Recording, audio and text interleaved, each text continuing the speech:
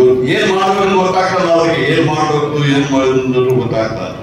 ಅಂತೂ ಮೋದಿಯವರು ಅಂದ್ಬಿಟ್ಟು ಮೋದಿ ಮಾಡ್ತಾ ಇರೋದು ಲಾಸ್ಟ್ ಲೋಕಸಭಾ ಚುನಾವಣೆ ಅದು ಈಗ ಕಂಗಾಲಾಗಿದ್ದಾರೆ, ಏನ್ ಮಾಡಬೇಕು ಗೊತ್ತಿಲ್ಲ. ನನಗೆ ಯಾರೋ ಒಬ್ರು ಹೇಳ್ತಾ ಇದ್ರು, ಇನ್ನು ಜಾಸ್ತಿ ದಿವಸ 4 ತಿಂಗಳು ಇರ್ತದೆ, 4 ತಿಂಗಳು ಈ ಸರ್ಕಾರ ಕೇಂದ್ರ ಸರ್ಕಾರನೇ ಹೋಗಿಲ್ಲ. ಮೋದಿಯವರು ಪ್ರಧಾನಿ ಆಗಬೇಕು ನಾವು ಹೇಳಿದ್ರು. ಆದ್ರೆ ಅವರೇ ಏನಾದ್ರು ಬಿಟ್ರೆ ಇದು ನೋಡಿ, ನಿಮ್ಮ 15 ವರ್ಷಗಳ ಕಾಲ ರಾಹುಲ್ ಗಾಂಧಿ ಅವರಿಗೆ ಒಳ್ಳೆ ಟೈಮು. ಈ ದೇಶದ ಪ್ರಧಾನಿಯಾಗಿ ಅವ್ರು ನೋಡ್ತಾರೆ, ಈ ದೇಶದ ಅದಕ್ಕೋಸ್ಕರ ನಾವೇನಾದ್ರೂ ಬೇಕಾಗಿಲ್ಲ. ಜನ ನಮ್ಮ ಒಟ್ಟಿಗಿದ್ದಾರೆ, ನಾವು ಒಳ್ಳೊಳ್ಳೆ ಕಾರ್ಯಕ್ರಮವನ್ನು ಕೊಟ್ಟಿದ್ದೀವಿ. ಈಗಾಗಲೇ ನಮ್ಮ ವೀರಲಕ್ಷ್ಮಿ ಇರ್ಬೋದು, ಜಾರ್ಜ್ ಅವರು,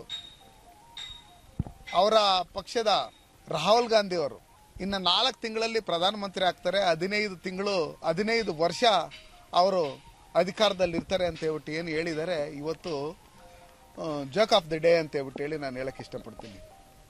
ಯಾಕಂದರೆ ರಾಹುಲ್ ಗಾಂಧಿ ಅವ್ರ ಹೆಸರು ಹೇಳಿದರೆ ಇವತ್ತೇನು 99 ಸೀಟ್ ಬಂದಿದೆ, ಗ್ಯಾರಂಟಿಗಳಂತೇಳಿ ಸುಳ್ಳು ಹೇಳಿ ಇಡೀ ದೇಶದಲ್ಲಿ 9 ಸೀಟನ್ನು ಬರ್ತಾ ಇಲ್ಲ ಪ್ರಧಾನಮಂತ್ರಿ ಅಂತ ಹೇಳ್ಬಿಟ್ಟಿದ್ರೆ. ಇದನ್ನೆಲ್ಲ ನೋಡಿದಂಥ ಸಂದರ್ಭದಲ್ಲಿ ರಾಹುಲ್ ಗಾಂಧಿ ಅವರು ಬದುಕಿರೋವರೆಗೂ ಯಾವುದೇ ಕಾರಣಕ್ಕೂ ಪ್ರಧಾನಮಂತ್ರಿ ಆಗಕ್ಕೆ ಸಾಧ್ಯನೇ ಇಲ್ಲ. ಅದಕ್ಕೋಸ್ಕರ ಅವ್ರಿಗೆ ಪ್ರಧಾನಮಂತ್ರಿ ಆಗೋಂಥ ಯೋಗನೇ ಇಲ್ಲ.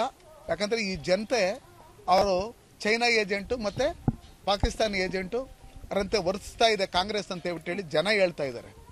ಹಂಗಿರ್ತಕ್ಕ